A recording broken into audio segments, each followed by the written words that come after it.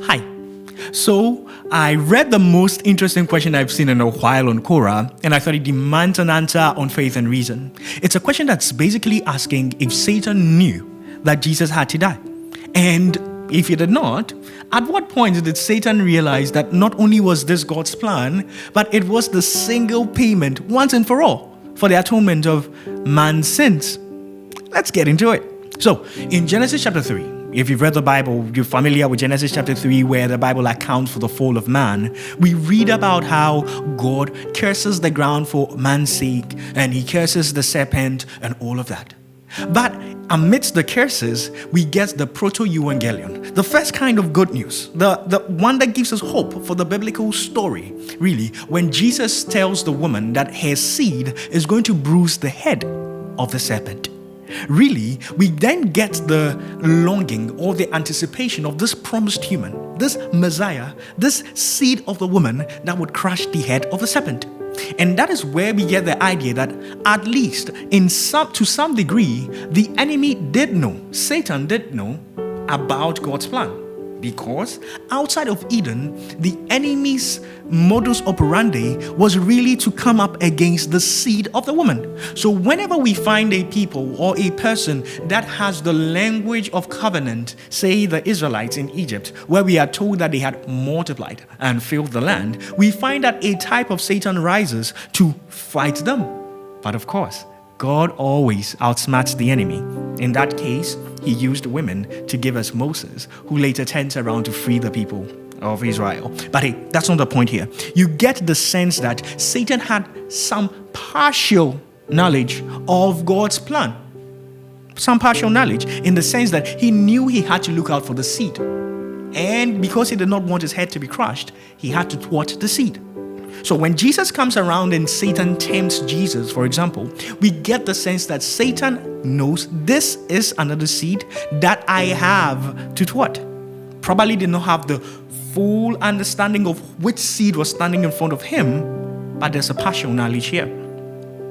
Now, the Bible goes at lengths to make us understand that God is the one who is sovereign and omniscient, and Satan is not. So, in the book of Job, for example, God asks Satan, "Where are you coming from?" And Satan talks about going to and fro the earth. So, Satan is not omniscient and he's not sovereign. Satan gets permission from God to touch Job to a certain degree. God is seen as the one in charge, and Satan is subservient to the purpose of God. So, there's no issue whatsoever about how God is in charge. You see those pictures where there's a picture of supposed to be Jesus and the devil in armed wrestling? That is a very wrong picture. God would never get into armed wrestling with the devil because God is in total control. The enemy is no match for God. But hey, I digress. So you get the sense that the enemy has partial knowledge. But Jesus comes around, and repeatedly, we see Satan instigating moves. So the Bible tells us that Satan entered into Judas so that Judas could betray Jesus. And the authorities, once they had arrested Jesus, were not simply bent on punishing Jesus. They wanted Jesus crucified. Now, that should tell us then that Satan did not understand the full implication of God's plan where Jesus is concerned. Because if Satan had known, Satan would not have instigated a whole crucifixion of Jesus.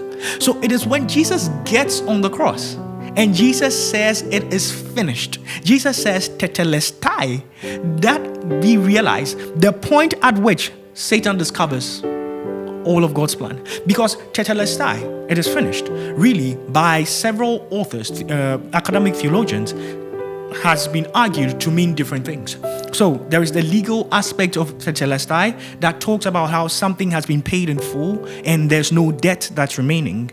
It also means a transaction has been completed. It's also a term for a military conquest or a victory that has been made. So at that moment, that might be that single point in history where Satan understands the full implication of the plan that God had put in place. Really. So, all the time when the enemy was instigating moves against Jesus, the enemy was playing checkers, trying to get the seed out of the way, not knowing that the very means of getting the seed out of the way was going to be the means that Jesus would have his decisive victory over the enemy.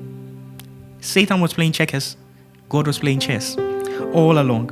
So, the cross is where Jesus' cosmic victory over the powers of the enemy is displayed.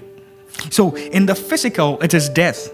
But in reality, Jesus is being crowned. Jesus is being enthroned when they place INRI over Jesus' cross, when they put a crown of thorns on his head, and he walks with a purple cloth, with a robe, over him through the marketplace. Jesus is being displayed as the king. And on the cross, he's enthroned. It looked like he was being mocked in the physical. But in the spiritual, what was really happening was God's plan being finalized.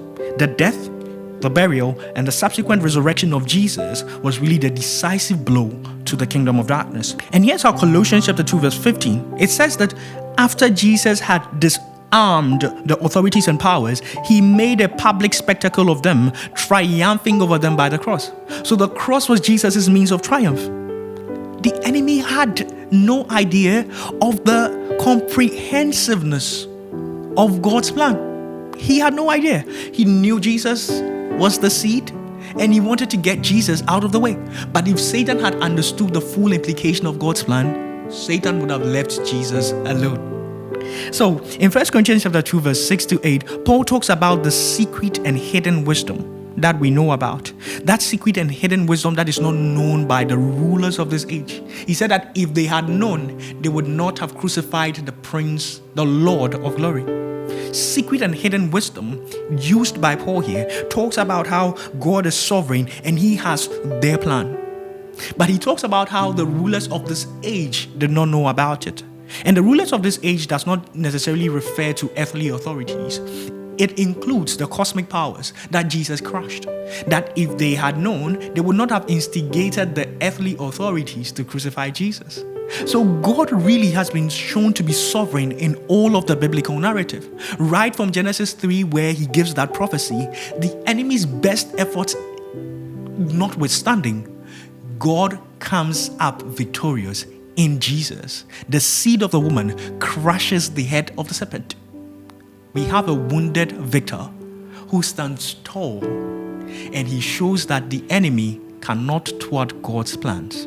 So rest in the sovereignty of God. Bank your hopes on it. Bank your life on God's sovereignty. Let it be the ground of your faith.